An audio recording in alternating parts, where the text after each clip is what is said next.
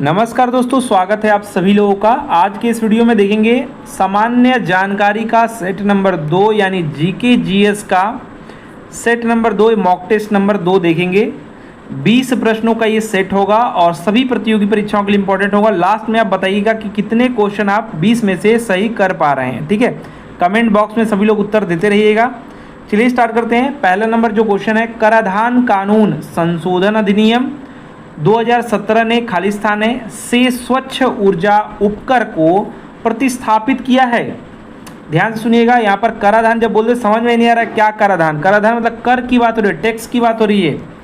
कानून संशोधन अधिनियम 2017 ने खालिस्तान से जो है क्या किया, किससे? तो देखिए जीएसटी जो प्रतिपूर्ति उपकर था, इसी से मतलब उपकर से स्वच्छ ऊर्जा जो उपकर है इसको प्रतिस्थापित किया, इसको बदला।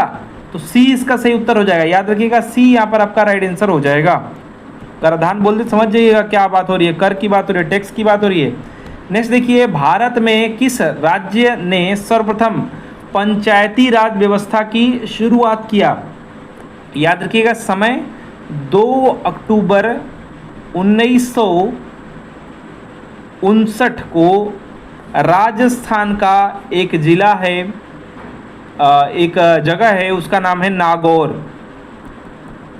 एक जगह है नागौर। यहाँ पर दोस्तों जो है यहाँ से शुरू किया गया क्या, भारत में सर्वप्रथम पंचायती राज की शुरुआत किया गया नागौर से, मतलब राजस्थान से। तो बी इसका सही उत्तर हो जाएगा। और पंचायती राज और बात करें स्थानीय स्वशासन का जो गठन है संविधान में, वो भाग आपके 9 में है, 9 में आपको मिल जाएगा, ठीक है।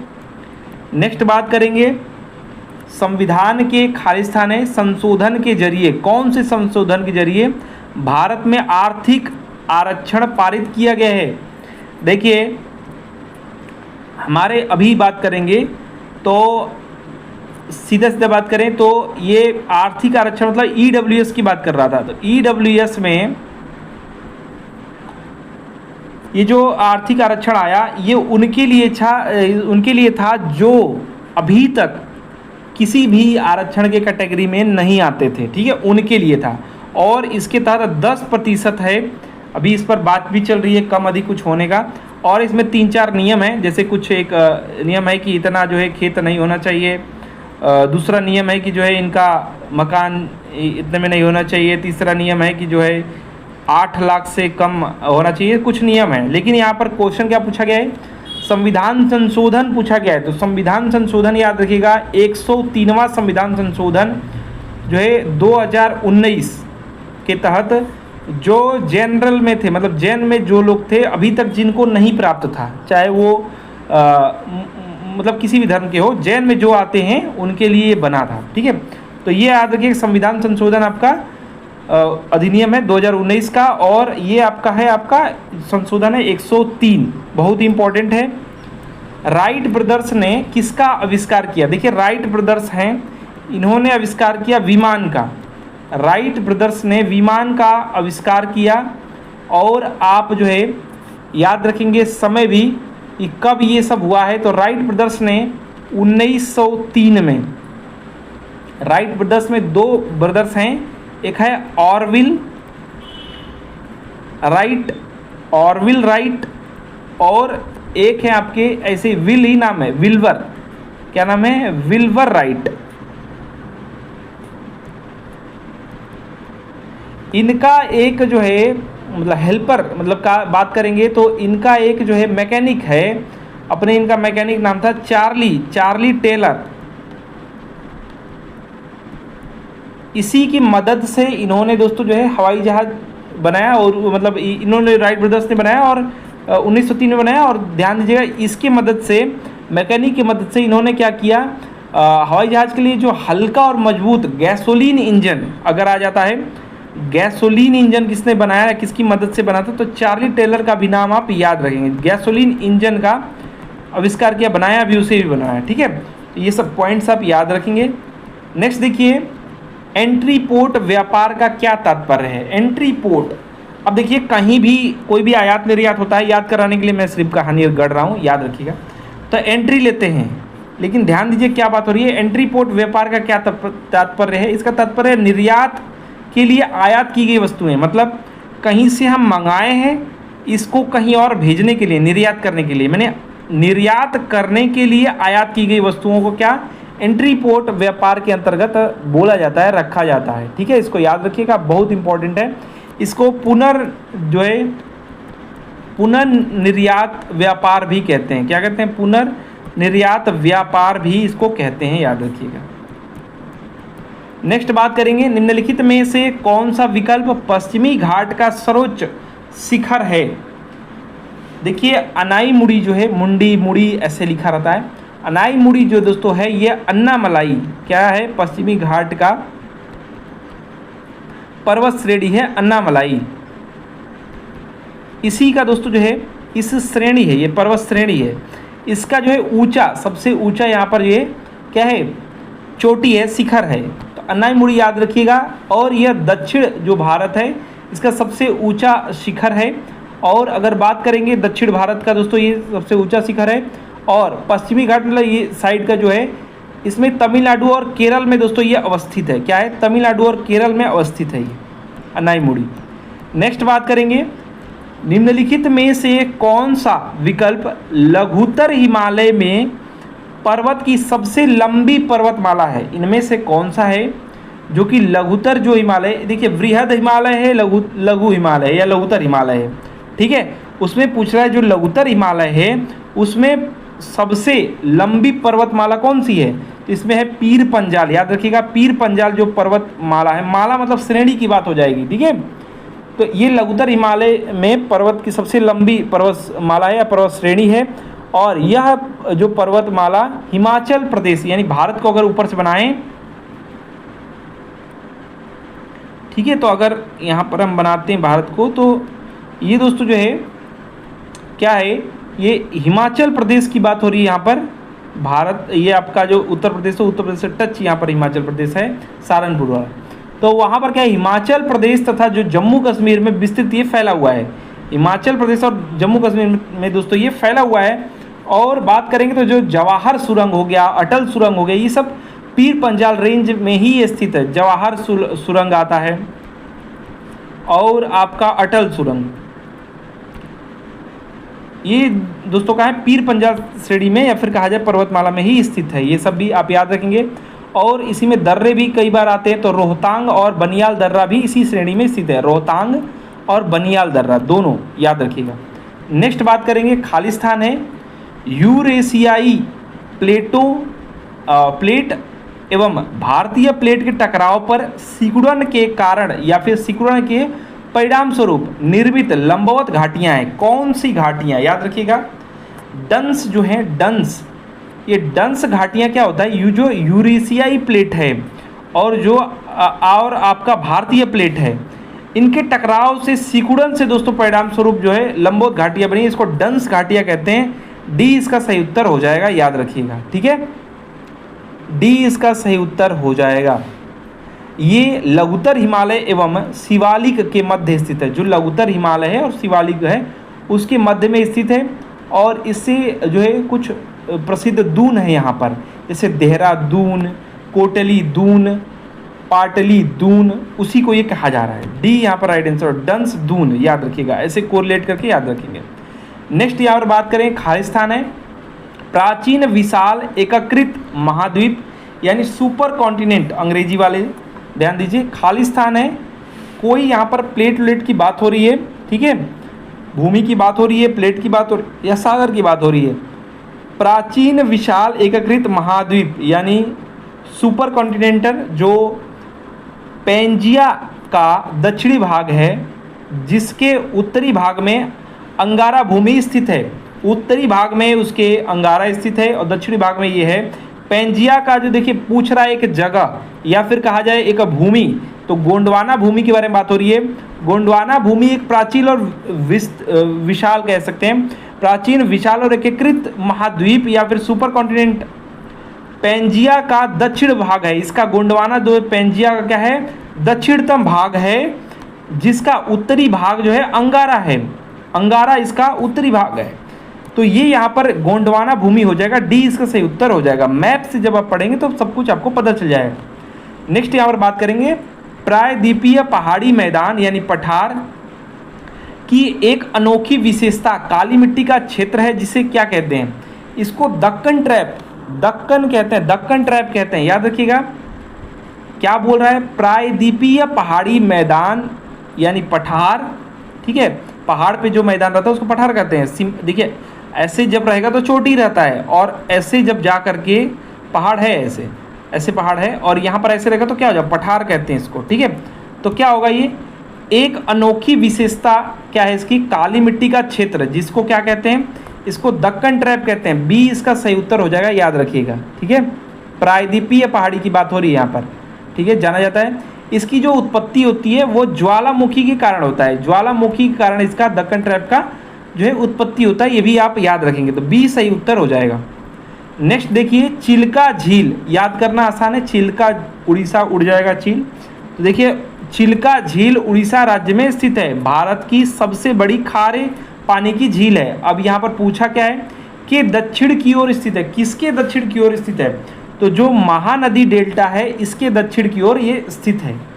ध्यान से सुनिए, चिल्का झील जो उड़ीसा राज्य में स्थित है, भारत की सबसे बड़ी खारे पानी की झील है, जो महानदी जो डेल्टा है उसके दोस्तों जो है दक्षिण की ओर स्थित है। और ध्यान से सुनिएगा, चिल्का झील जो है महानदी द्वारा अवसाद भरने से, जो गंदगी है, अवसाद है, इसके भरने के परिणाम स्वरूप समुद्री जो अप्रवाही जल है, जो बह नहीं पाता है, इसके कारण ये बना हुआ है, मतलब बनता है, ठीक है, अप्रवाही जल। तो याद रखेंगे डी इसका सही उत्तर हो जाएगा, महानदी के दक्षिण की ओर, महानदी के दक्षिण की ओर दोस्तों ये चिल्का है। नेक्स्ट बात करेंगे, भारत के गवर्नर जनरल लॉर्ड विलियम बेटिंक ने क्या किया? सती प्रथा को समाप्त करने के लिए या उसके हेतु, सती प्रथा को समाप्त करने हेतु ईस्वी में कानून पारित किया। कौन सी ईस्वी में कानून पारित किया आपको बताना है। तो ये 1829 में किया, राजा राम मोहन राय जी के साथ मिल करके, काफ़ी प्रयासों के साथ। और राजा राम मोहन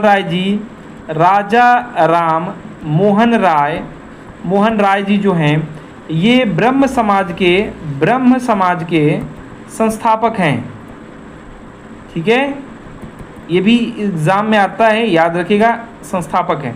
तो इनके प्रयासों से दोस्तों जो है यहाँ पर आपका 1829 में एक अधिनियम इन्होंने लाया, या फिर कहा जाए एक जो है नियम बनाया कि ये जो पति की मृत्यु के बाद दोस्तों जो विधवाओं को जला देने वाला जो चीज़ है ये अवैध, इसको घोषित कर दिया। नेक्स्ट बात करेंगे ईस्वी में, कौन सी ईस्वी में गुरु गोविंद सिंह ने बैसाखी दिवस पर आनंदपुर साहिब में सिखों की सामान्य बैठक बुलाई थी तथा खालसा अथवा पवित्र पंथ की नींव रखी। अब पूछा ये जा रहा है कि आनंदपुर साहिब में गुरु गोविंद सिंह जी ने बैसाखी दिवस पर, बैसाखी के समय में क्या किया? एक सामान्य बैठक बुलाई और खालसा पंथ की नींव रखी, या पवित्र पंथ कह सकते हैं, इसका नींव रखा। कब रखा? तो 99 है, 1699, याद रखिएगा, बी इसका राइट आंसर हो जाएगा, 1699 में रखा नींव। नेक्स्ट देखिए नेक्स्ट है एलेन ऑक्टेवियन ह्यूम, एक सेवानिवृत्त अंग्रेजी अधिकारी, अंग्रेजी ICS जो है सिविल सर्विस वाला है ये अधिकारी ने खालिस्तान ईस्वी में भारतीय राष्ट्रीय संघ का गठन किया। ध्यान सुनिए, ह्यूम आपने सुना है ना, तो वही है ये एलेन ऑक्टेवियन ह्यूम। इन्होंने 1884 में क्या किया? इंडियन नेशनल यूनियन का दोस्तों क्या किया? संघ का गठन किया, भारतीय राष्ट्रीय संघ का गठन किया। तो सी यहाँ पर राइट आंसर हो जाएगा। और ध्यान सुनिएगा, यहीं पर कांग्रेस की स्थापना भी हो रही है। भारतीय राष्ट्रीय कांग्रेस की स्थापना 1885 में, और ये समय आपका दिसंबर 1885 में A.O. ह्यूम द्वारा हुआ। याद रखिएगा, बम्बई में दोस्तों हुआ है, मुंबई में या फिर उस समय बम्बई में ये हुआ। ठीक है, सी इसका राइट आंसर हो जाएगा। यहाँ पर आपका 84 भराएगा, 1884। नेक्स्ट देखिए, गुरुमुखी कागज स्वदेश सेवक के नाम से प्रचलित था। गुरुमुखी कागज जो था वो स्वदेश सेवक के नाम से प्रचलित था, जिसमें सामाजिक सुधार का समर्थन किया जाता था और साथ ही भारतीय सैनिकों से अंग्रेजों के विरुद्ध विद्रोह करने की मांग की गई थी, को स्वतंत्रता संग्राम के दौरान वैंकूवर जिसको बोलते हैं, वैंकूवर से द्वारा प्रकाशित किया जाता था। ये जीडी कुमार जी के द्वारा प्रकाशित किया जाता था। ध्यान सुनिएगा, ए इसका सही उत्तर हो जाएगा। गुरुमुखी कागज दोस्तों स्वदेश सेवक के नाम से प्रचलित था, जिसमें भारतीय सुधार का समर्थन किया जाता था और जो भारतीय सैनिक थे उनसे बोला जाता था कि अंग्रेजों के विरुद्ध विद्रोह करने की मांग इससे की जाती थी। और ये स्वतंत्रता संग्राम की बात किया जाए तो उसके समय ये वैंकूवर बोलते हैं, इसके वहाँ से जीडी कुमार जी द्वारा ये प्रकाशित किया जाता था। याद रखिएगा, ठीक है। नेक्स्ट देखिए, धनिया में उपयोगी अंश होता है। धनिया आप लोग खाते हैं, तो धनिया में जो उपयोगी उसके पत्ते होते हैं और जो सूखे फल होते हैं ये जो है उपयोग किए जाते हैं। और धनिया काफ़ी इम्पोर्टेंट है। इसका जो नाम है वो याद रखिएगा, कोरिएंड्रम, इसका नाम है सैटिवम। बहुत इंपॉर्टेंट है, एग्जाम में बहुत बार आता है। वैज्ञानिक नाम याद रखिएगा, वनस्पति नाम इसका याद रखिएगा, ठीक है, कोरिएंड्रम सैटिवम। और ये क्या है, ये जो एनीमिया का दिक्कत है, डायबिटीज़ का दिक्कत है, एनीमिया का दिक्कत है, कोलेस्ट्रॉल का जिनको दिक्कत है, इसको कम करने में काफ़ी ये फ़ायदा पहुंचाता है। तो याद रखिएगा जिसको प्रॉब्लम है। नेक्स्ट यहाँ पर देखिए, खालिस्तान है कौन सी ईस्वी में? ईस्ट इंडिया कंपनी के जहाज़ों ने सूरत के पास स्थित जगह का नाम है स्वाली एस्चुरी में क्या किया? पुर्तगालियों को पराजित किया। ये 1612 में पराजित किया। याद रखिएगा, 1612 में ईस्ट इंडिया कंपनी के जहाज़ों ने सूरत के पास स्थित जो स्वाली एस्चुरी है इसमें दोस्तों जो है पुर्तगालियों को पराजित किया है, ठीक है। और स्वाली का युद्ध के नाम से भी इसको जाना जाता है, स्वाली का युद्ध, ठीक है, के नाम से जाना जाता है। सूरत के पास ये है, गुजरात सूरत की बात हो रही है। सी राइट आंसर होगा 1612 में। नेक्स्ट देखिए, दिए गए विकल्पों में से भारत के लिए जो है वर्ष 1946 के यूनाइटेड किंगडम कैबिनेट मिशन का सदस्य नहीं था। अच्छा ध्यान सुनिए क्या बोला जा रहा है, दिए गए विकल्पों में से इनमें से भारत के लिए जो 1946 में यूनाइटेड किंगडम कैबिनेट मिशन जो था इसका सदस्य कौन कौन था? तो 3 लोग थे। एक थे आपका जो है अलेक्जेंडर, एक है आपके क्रिप्स यानी सर स्टेफोर्ड क्रिप्स, और एवी अलेक्जेंडर, और जो है सर जो है पैट्रिक लॉरेंस या लॉर्ड लॉरेंस। तो ये 3 लोग थे, यही नहीं थे, तो यही इसका नहीं था, वही पूछ रहा है। तो सी इसका राइट आंसर हो जाएगा। ध्यान से ये सुनिए दोस्तों कि इसमें जो है क्या था, एक मंडल शिष्ट मंडल इन्होंने चुना था, और इसमें कुछ इंपॉर्टेंट बातें ये है कि कौन कौन किस पद पर था। तो अलेक्जेंडर जो थे वो आपके नौसेना प्रमुख थे, नौसेना के ये मंत्री थे अलेक्जेंडर। और क्रिप्स जो थे यहाँ पर, क्रिप्स ये थे बोर्ड के व्यापार जो बोर्ड था, व्यापार बोर्ड के अध्यक्ष थे, अध्यक्ष यही थे। और जो लॉरेंस हैं, ये पैट्रिक लॉरेंस, ये थे सचिव, तो ये सचिव थे, ठीक है। ये सब आप याद रखिएगा। तो यहाँ पर सी राइट आंसर हो जाएगा, ठीक है। इस मिशन का जो उद्देश्य था भारत में शांतिपूर्ण जो सत्ता था इसका जो हस्तांतरण है, इसके लिए जो उपाय है, संभावनाएं हैं, इसको तलाशने का ये कर रहे थे। नेक्स्ट यहाँ पर बात करेंगे किसके तत्वाधान में भारत का राष्ट्रपति शपथ ग्रहण करता है। तो ये मुख्य न्यायाधीश हैं, भारत के मुख्य न्यायाधीश, इन्हीं के तत्वाधान में जो है भारत के जो राष्ट्रपति हैं, मतलब बात करेंगे तो अगर ऐसा क्वेश्चन आ जाए कि भारत के राष्ट्रपति को कौन शपथ दिलाता है, तो मुख्य न्यायाधीश, भारत के मुख्य न्यायाधीश। नेक्स्ट बात करेंगे भारत सरकार के वित्तीय खातों से जुड़े भारत के नियंत्रक एवं महालेखा परीक्षक का प्रतिवेदन किसे प्रस्तुत किया जाता है। प्रतिवेदन दोस्तों जो प्रस्तुत किया जाता है वो राष्ट्रपति को किया जाता है। सी इसका राइट आंसर हो जाएगा। और ध्यान सुनिएगा, महालेखा परीक्षक सार्वजनिक जो धन है भारत का, उसके संरक्षक इनको माना जाता है और इनकी जो नियुक्ति है ये भी राष्ट्रपति के द्वारा होता है। तो सी इसका सही उत्तर हो जाएगा। तो देखिए दोस्तों, ये सेट नंबर 2 था और 20 क्वेश्चन है आप कंप्लीट हो चुका है। कमेंट बॉक्स बताइएगा आपका स्कोर क्या रहा है इस सेट में। आशा करते हैं दोस्तों कि आपको ये सेट नंबर 2 जीके जीएस का पसंद आया होगा। वीडियो को अधिक से अधिक लाइक शेयर कीजिएगा। साथ ही साथ ऐसे ही प्रैक्टिस सेट को सॉल्व करने के लिए इस चैनल को सब्सक्राइब करके बेल आइकन को ऑन कर दीजिए। हमारा वीडियो देखने के लिए धन्यवाद। Please like and share. धन्यवाद।